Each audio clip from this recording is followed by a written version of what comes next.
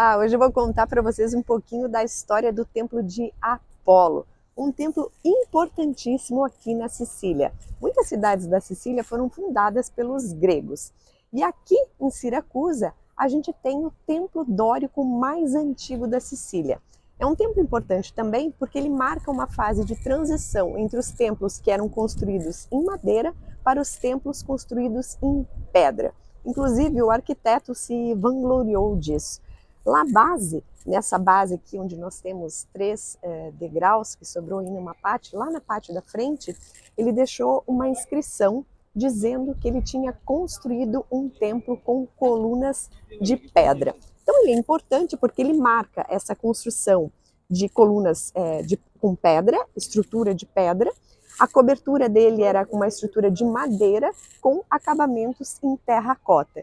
Inclusive, a gente pode ver parte desses acabamentos no Museu Arqueológico aqui de Siracusa. E aí a gente vê que o templo era colorido, ainda sobrou alguma coisa da pigmentação original.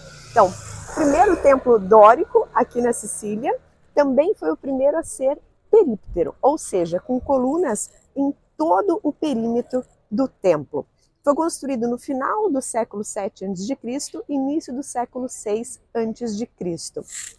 E a gente vê algumas ruínas só do templo, que ele sofreu bastante ação do tempo. Foi transformado em igreja, foi transformado em mesquita e foi transformado em um quartel-general.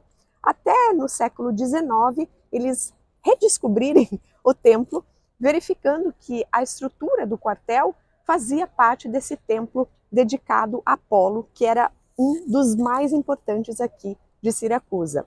E no século XX, início do século XX, eles começaram a remoção de todo o material que não fazia parte do templo. A gente ainda tem alguns vestígios disso, como por exemplo essa janela aqui, que não fazia parte do templo original.